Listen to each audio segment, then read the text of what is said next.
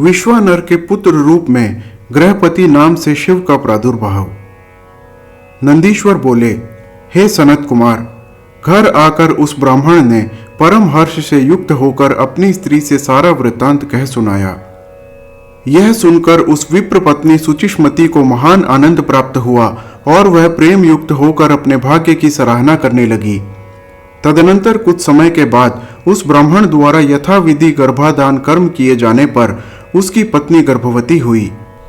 तत्पश्चात उस विद्वान ब्राह्मण ने गृह्य सूत्र में कथित विधि के अनुसार पुंसत्व की वृद्धि के लिए गर्भ स्पंदन के पहले ही भली भांति पुंसवन संस्कार किया।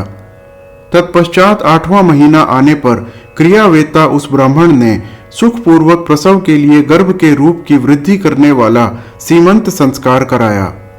तदुपरांत ताराओं के अनुकूल होने पर, बृहस्पति के केंद्रवर्ती होने पर और शुभ ग्रहों का योग होने पर शुभ लग्न में चंद्रमा के समान सुंदर मुख वाला सूतिका ग्रह के दीपक को अपने तेज से शांत अर्थात प्रभाहीन सा करने वाला तथा सभी अरिष्टों का विनाश करने वाला पुत्र उस सुचिष्मति के गर्भ से उत्पन्न हुआ। वह बालक शिवजी ही थे जो भूर्भुवः स्वः इन तीनों लोकों को समग्र सुख देने के लिए अवतीर्ण हुए। उस समय गंध को समग्र वहन करने वाले वायु के वाहन दिशा रूपी वधुओं के मुख पर वस्त्र से बन गए अर्थात चारों ओर काली घटा उमड़ आई। वे घनघोर बादल गंध वाली पुष्प राशि की वर्षा करने लगे। देव दुंदुभियां बज उठीं और सारी दिशाएं निर्मल हो गईं। प्राणियों के मनों के साथ चारों ओर नदियां स्वच्छ हो गईं। अंधकार पूर्ण रूप से दूर हो गया। रजोगुण विरज अर्थात विनष्ट हो गया। प्राणी सत्व गुण से संपन्न हो गए। अमृत की वर्षा होने लगी। सभी प्राणियों की वाणी कल्याणकारी और प्रिय लगने वाली हो गई। रंभा आदि अप्सराएं, विद्याधरियां, किन्नरियां, देव पत्नियां और गंधर्व उरग एवं यक्षों की पत्नियां हजारों की संख्या में अपने अपने हाथों में मंगल द्रव्य धारण किए हुए सुंदर स्वरों में मंगल गीत गाती हुई वहां आ गईं।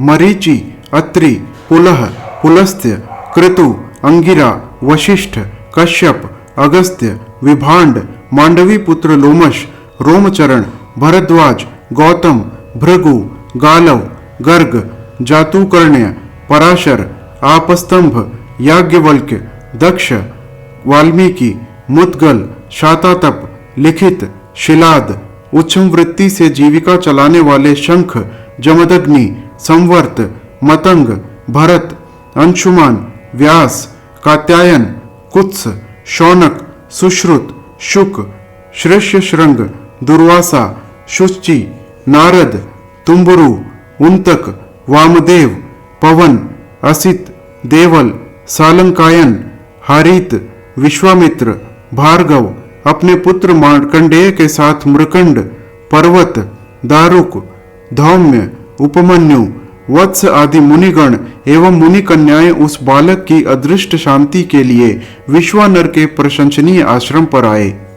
बृहस्पति सहित ब्रह्मा तथा भगवान विष्णु, नंदी, भृंगी तथा पार्वती सहित शंकर, महेंद्र आदि देवता, पातालवासी नागगण एवं अनेक प्रकार के रत्न लेकर नदियों सहित समुद्र वहां गए और स्थावर हजारों की संख्या में जंगम रूप धारण कर वहां आए।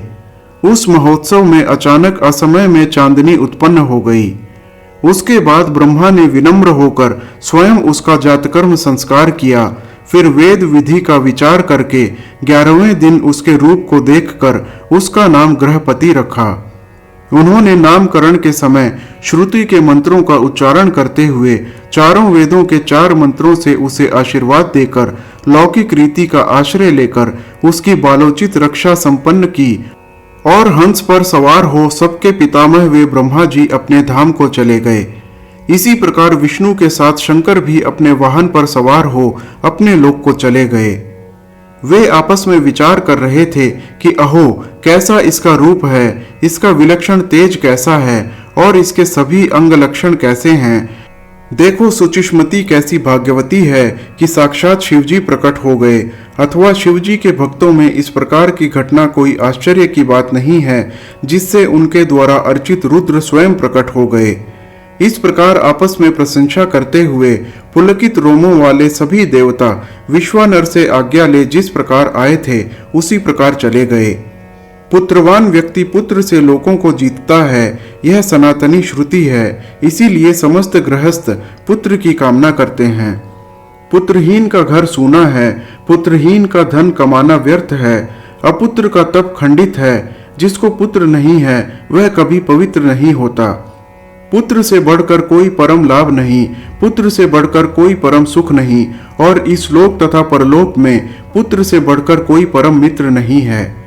चौथे महीने में गृहपति के पिता ने उसका गृह निष्क्रमण संस्कार किया। फिर छठे महीने में उसका विधि पूर्वक अन्नप्राशन और वर्ष पूरा होने पर चूड़ाकरण संस्कार किया। इसके बाद उस कर्मवेत्ता ने श्रवण नक्षत्र में कर्ण वेद करके उसके ब्रह्मतेज की अभिवृद्धि के लिए 5 वर्ष की अवस्था में यज्ञोपवीत संस्कार किया। पुनः बुद्धिमान पिता ने उपाकर्म कर उसे वेदों का अध्ययन कराया। इस प्रकार 3 वर्ष में ही उसने विधि पूर्वक अंग, पद तथा क्रम सहित समस्त वेदों को पढ़ लिया। प्रतिभाशाली उस बालक ने गुरु पिता के मुख से समस्त विद्याएं अपने विनय आदि गुणों को प्रकाशित करते हुए मात्र साक्षी भाव से ग्रहण कर लिया। तदुपरांत 9वें वर्ष में माता पिता की सेवा में निरत गृहपति तथा उसके पिता विश्वानर को देखने के लिए नारद जी आए। कौतुकी देवर्षि नारद जी ने विश्वानर की पर्णशाला में प्रवेश कर अर्घ्य, आसन आदि क्रम से ग्रहण कर उनसे कुशल मंगल पूछा और उसके बाद शिव के चरणों का ध्यान करके उनके सामने ही उनके समग्र भाग्य तथा पुत्र धर्म का वर्णन विश्वानर से किया। नंदीश्वर बोले, हे सनत कुमार, तदुपरांत मुनि नारद जी के द्वारा इस प्रकार कहे जाने पर वह शोभा संपन्न बालक माता पिता की आज्ञा प्राप्त कर भक्ति पूर्वक उनको नम्रता से प्रणाम कर बैठ गया। नारद जी बोले, हे वैश्वानर, मैं तुम्हारे लक्षणों की परीक्षा करूंगा। तुम आओ, मेरी गोद में बैठ जाओ और अपना दाहिना हाथ मुझे दिखाओ। तब विद्वान नारद जी बालक के तालु, जिह्वा आदि को देखकर शिव जी की प्रेरणा से विश्वानर से कहने लगे। नारद जी बोले, हे विश्वानर, हे मुने, मैं आपके पुत्रों के सब लक्षणों को कहता हूँ, उसे आदर पूर्वक सुनिए। आपके पुत्र के सभी उत्तम अंग उत्तम लक्षणों से युक्त हैं, इसीलिए यह अत्यंत भाग्यशाली है। किंतु इसके सर्वगुण संपन्न, संपूर्ण शुभ लक्षणों से समन्वित और चंद्रमा के समान निर्मल कनाओं से सुशोभित होने पर भी विधाता ही इसकी रक्षा करें। इसीलिए सब तरह के उपायों से इस बालक की रक्षा करनी चाहिए, क्योंकि विधाता के विपरीत होने पर गुण भी दोष हो जाता है। मुझे इस बात की शंका है कि 12वें वर्ष में इसे बिजली अथवा अग्नि से विघ्न है। ऐसा कहकर नारद जी जैसे आए थे वैसे देवलोक को चले गए। भगवान शिव के गृहपति नामक अग्नीश्वर लिंग का महात्म्य।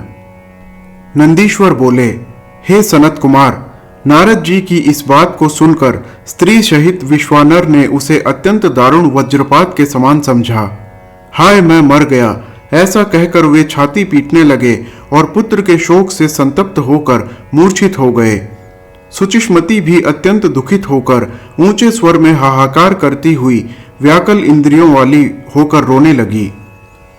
सुचिष्मति के विलाप को सुनकर विश्वानर भी मूर्छा का त्याग करके उठकर, अरे यह क्या हुआ, यह क्या हुआ, इस प्रकार ऊंचे स्वर में रोते हुए बोले, हाय, मेरी संपूर्ण इंद्रियों का स्वामी, मेरा बाहर विचरने वाला प्राण तथा मेरे आत्मा में निवास करने वाला मेरा पुत्र गृहपति कहाँ है।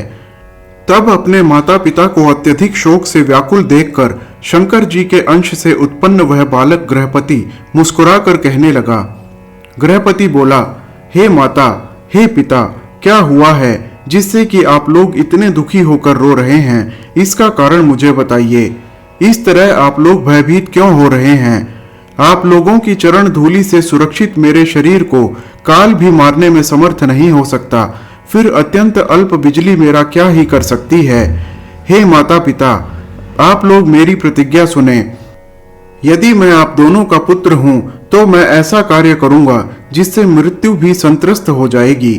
हे माता पिता, मैं सत्पुरुषों को सब कुछ देने वाले सर्वज्ञ मृत्युंजय भगवान की भली भांति आराधना करके महाकाल को भी जीत लूंगा, यह मैं सत्य कह रहा हूं। नंदीश्वर बोले, उसकी इस प्रकार की बात को सुनकर मुरझाए हुए द्विज दंपति अकाल में हुई अमृत की सघन वृष्टि के समान दुख रहित होकर कहने लगे। द्विज दंपति बोले, हे पुत्र, फिर कहो, तुमने क्या कहा कि मुझे काल भी मारने में समर्थ नहीं है, फिर बेचारी बिजली कौन है? तुमने हम लोगों के शोक का निवारण करने के लिए मृत्युंजय देवता का समाराधन रूप उपाय उचित ही कहा है। शिव जी का आश्रय ही सचमुच ऐसा है, उनसे बड़ा कोई नहीं है। वे सभी पापों को दूर करने वाले एवं मनोरथ मार्ग से भी परे कामना को पूर्ण करने वाले हैं। हे तात, क्या तुमने नहीं सुना है कि पूर्व काल में जब श्वेत केतु कालपाश में बांध लिया गया था, तब शिव जी ने उसकी रक्षा की थी। शिलाद पुत्र नंदीश्वर, जो केवल 8 वर्ष का बालक था, शिव जी ने कालपाश से छुड़ाकर उसे अपना गण तथा विश्व का रक्षक बना दिया। क्षीर सागर में मंथन से उत्पन्न तथा प्रलयाग्नि के समान महाभयानक हलाहल विष को पीकर शिव जी ने ही तीनों लोकों की रक्षा की थी। जिन्होंने त्रिलोकी की संपत्तियों का हरण करने वाले महान अभिमानी जलंधर नामक दैत्य को अपने सुंदर अंगूठे की रेखा से उत्पन्न करके चक्र के द्वारा मार डाला। जिन्होंने त्रिलोकी की संपदा को प्राप्त कर मोहित हुए त्रिपुर को एक ही बाण चलाकर उससे उत्पन्न हुई ज्वालाओं वाली अग्नि से सुखा डाला, और जिन्होंने त्रिलोक के विजय से उन्मत्त हुए कामदेव को ब्रह्मा आदि के देखते ही देखते दृष्टि निक्षेप मात्र से अनंग बना दिया। हे पुत्र, तुम ब्रह्मा आदि के एकमात्र जन्मदाता, मेघ पर सवार होने वाले, अविनाशी तथा विश्व की रक्षा रूप मणि उन शिवजी की शरण में जाओ। नंदीश्वर बोले, हे मुने, माता पिता की आज्ञा पाकर उनके चरणों में प्रणाम करके, उनकी प्रदक्षिणा करके और उन्हें बहुत तरह से आश्वासन देकर वह वहां से चल दिया और उस काशीपुरी में पहुंचा, जो ब्रह्मा, नारायण आदि देवों के लिए दुर्लभ, महाप्रलय के संताप का विनाश करने वाली, विश्वेश्वर द्वारा पालित, कंठ अर्थात तट प्रदेश में हार की तरह पड़ी हुई गंगा जी से सुशोभित और अद्भुत गुणों से संपन्न हर पत्नी से शोभायमान है। वहां पहुंचकर वे विप्रवर पहले मणिकर्णिका गए। वहां विधि पूर्वक स्नान करके, प्रभु विश्वेश्वर का दर्शन करके उन बुद्धिमान ने परम आनंद से युक्त होकर तीनों लोकों के प्राणों की रक्षा करने वाले शिव जी को हाथ जोड़कर सिर झुकाकर प्रणाम किया। वे बार बार उसे देखकर हर्षित हो रहे थे और मन में विचार कर रहे थे कि सचमुच यह लिंग परम आनंद कंद से परिपूर्ण है। यही स्पष्ट है, इसमें संशय नहीं है। अहो, इस चराचर त्रिलोकी में मुझसे बढ़कर कोई धन्य नहीं है, जो कि मैंने आज ऐश्वर्यमय तथा सर्वव्यापी विश्वेश्वर का दर्शन किया। मेरे भाग्योदय के लिए ही महर्षि नारद ने जो मुझे आकर पहले ही बता दिया था, जिससे आज मैं कृतकृत्य हो गया। नंदीश्वर बोले, मुने, इस प्रकार आनंदामृत रूपी रसों द्वारा पारण करके गृहपति ने शुभ दिन में सर्वहित प्रद शिवलिंग की स्थापना की। तत्पश्चात अजितेंद्रियों के लिए अति दुष्कर कठोर नियमों को ग्रहण कर अनुष्ठान परायण हुआ पवित्र चित्त वाला वह प्रतिदिन वस्त्रों से छाने गए गंगा जल से पूर्ण 108 पवित्र घड़ों से शिव जी को स्नान कराने लगा और 1008 नील कमलों से बनी माला समर्पित करने लगा। पहले वह पक्ष में एक बार, फिर महीने महीने में फल मूल कंद को खाकर 6 महीने तक रहा। इसके बाद अत्यंत धीर वह गृहपति पुनः 6 मास सूखे पत्ते खाकर और 6 महीने वायु पीकर, फिर 6 महीने एक बूंद जल पीकर तपस्या करने में लगा रहा। हे नारद, इस प्रकार एकमात्र शिव जी को मन में धारण करके तप में निरत उस महात्मा के 2 वर्ष बीत गए। हे शौनक, तब जन्म से 12वें वर्ष में देवर्षि नारद द्वारा कही गई बात को मानो सत्य करने की इच्छा से स्वयं इंद्रदेव उसके पास आए और बोले, हे विप्र, मैं इंद्र इस उत्तम तपस्या से अत्यंत प्रसन्न हो गया हूँ। तुम्हारे मन में जो अभिलषित हो उस वर को मांगो, मैं प्रदान कर रहा हूँ। नंदीश्वर बोले, इंद्र के इस वचन को सुनकर महाधीर मुनि कुमार ने मधुर मधुराक्षरमयी वाणी में कहा। गृहपति बोला, हे मघवन, हे वृत शत्रु, मैं वज्र धारण करने वाले आपको जानता हूँ। मैं आपसे वर नहीं मांगता, मुझे वर देने वाले तो शिव जी हैं। इंद्र बोले, हे बालक, मेरे सिवा कोई दूसरा शिव नहीं है। मैं सभी देवताओं का भी देव हूँ। अतः तुम अपना लड़कपन त्याग कर वर मांगो और देर मत करो। गृहपति बोला, तुम अहल्या के शील को नष्ट करने वाले असाधु हो। पाक नामक असुर का वध करने वाले पर्वतों के शत्रु हे इंद्र, तुम चले जाओ। यह स्पष्ट है कि मैं शिव जी के अतिरिक्त और किसी देवता से वर की प्रार्थना नहीं करता। नंदीश्वर बोले, उसकी यह बात सुनते ही क्रोध से लाल नेत्रों वाले इंद्र अपना घोर वज्र उठाकर बालक को भयभीत करने लगे। विद्युत ज्वाला के समान प्रज्वलित वज्र को देखकर नारद की बात का स्मरण करता हुआ वह बालक भय से व्याकुल होकर मूर्छित हो गया। उसके पश्चात अंधकार का नाश करने वाले गौरीपति शिव जी प्रकट हो गए और हाथ के स्पर्श से उसे जीवित सा करते हुए उससे बोले, उठो उठो, तुम्हारा कल्याण हो। तब उस अपूर्व स्पर्श को प्राप्त करके उसने रात्रि में सोए हुए के समान अपने नेत्र कमलों को खोलकर उठ करके अपने आगे सैकड़ों सूर्यों से भी अधिक प्रकाशमान शिवजी को देखा। उनके मस्तक में नेत्र शोभित हो रहा था, कंठ में विष की कालिमा थी, वे बैल पर सवार थे। उनके बाईं ओर भगवती पार्वती स्थित थीं। उनके मस्तक पर अर्धचंद्र सुशोभित हो रहा था। वे जटाजूट से युक्त थे, त्रिशूल एवं अजगव धनुष धारण किए हुए थे। उनका गौर शरीर कर्पूर के समान उज्जवल था और वे गज चर्म धारण किए हुए थे। तब गुरुवाक्य तथा आगम प्रमाण से उन्हें महादेव जानकर हर्षातिरेक से उसका कंठ रुद्ध गया और शरीर रोमांचित हो गया। उसकी स्मृति लुप्त हो गई। फिर भी वह जैसे तैसे क्षण भर के लिए चित्र लिखित पुतले के समान स्तंभित हो अवाक खड़ा रहा। जब वह न तो स्तुति, न नमस्कार और न कुछ कहने में ही समर्थ रहा, तब शिवजी ने मुस्कुराकर उससे कहा। ईश्वर बोले, हे बालक, हे गृहपते, मैंने समझ लिया कि तुम हाथ में वज्र लिए हुए इंद्र से डर गए हो। अब डरो मत, यह तो मैंने ही तुम्हारी परीक्षा ली थी। मेरे भक्त को इंद्र, वज्र अथवा काल भी नहीं डरा सकते हैं। यह तो मैंने ही इंद्र का रूप धारण कर तुम्हें डराया था। हे भद्र, अब मैं तुम्हें वर प्रदान करता हूं कि तुम अग्नि का पद ग्रहण करने वाले हो जाओ। तुम सभी देवताओं के वरदाता बनोगे। तुम सभी प्राणियों के अंदर अग्नि बनकर विचरण करो और दक्षिण एवं पूर्व दिशा के मध्य में दिगीश्वर बनकर राज्य करो।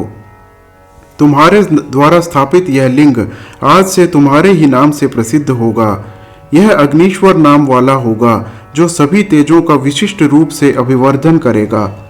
अग्नीश्वर के भक्तों को विद्युत एवं अग्नि से भय नहीं होगा। उन्हें अग्निमांद्य का भय नहीं होगा और अकाल मरण भी कभी नहीं होगा। संपूर्ण समृद्धियों को देने वाले इस अग्नीश्वर लिंग का काशी में पूजन करके मनुष्य दैव योग से यदि कहीं भी मृत्यु को प्राप्त होगा तो उसे अग्निलोक की प्राप्ति हो जाएगी। नंदीश्वर बोले, इस प्रकार कहकर शिव जी ने गृहपति के बंधुओं को बुलाकर उनके माता पिता को देखते देखते उस बालक को अग्निकोण के दिक्पाल पद पर अभिषिक्त कर स्वयं उस लिंग में प्रवेश किया।